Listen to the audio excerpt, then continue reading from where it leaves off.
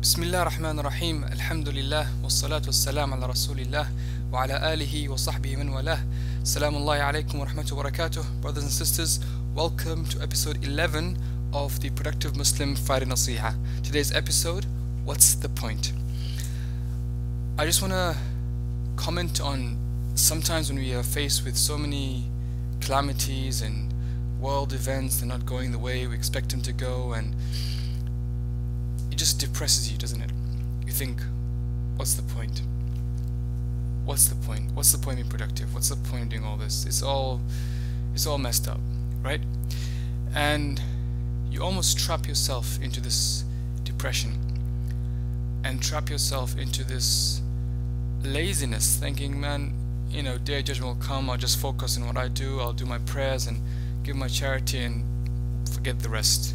What's the point? That is not a productive Muslim speaking. That is a defeated Muslim speaking. I want us today to reflect on one of the hadith of Prophet Muhammad sallallahu alaihi wasallam, in which he says, إن قامت الساعة وبيد أحدكم فسيلة وهي النخلة الصغيرة فإن استطاع ألا يقوم حتى يغرسها فليفعل.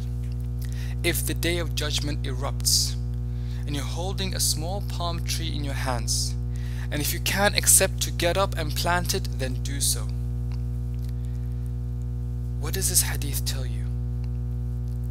If the day of judgment erupts, the sun and the moon are colliding, the sea is exploding, the mountains are disappearing, and Prophet Muhammad is saying, if the day erupts and you have a palm tree in your hand, and even if you have to get up to plant it, then do so. What can we derive from this hadith? Some practical lessons. Number one, keep up productivity to the last minute. Keep being productive. Planting a tree is a productive activity and is a beneficial activity. Keep up being productive. Secondly, after your obligations, be productive in deeds that bring benefit to others.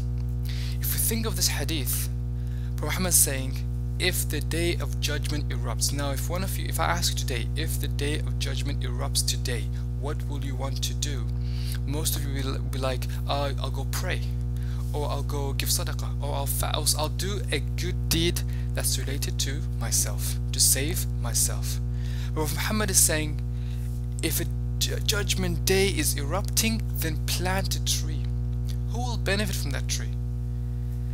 The tree will benefit from who? Will benefit from the tree will benefit others, even if the whole world collapses. But the tree, to plant a tree is an activity that benefits others, because it brings shade, it brings food to the birds and people and the animals. So it's an activity that benefits others. Therefore, the productivity here, after you fulfilled your obligations, you've prayed your prayers, you've done your fasting, then you look into being productive in helping others. That's more beneficial than you focusing on yourself, on your private ibadah, without helping others. So I want us to reflect on that meaning of the hadith. And thirdly, engage in useful activity even if the world is falling apart.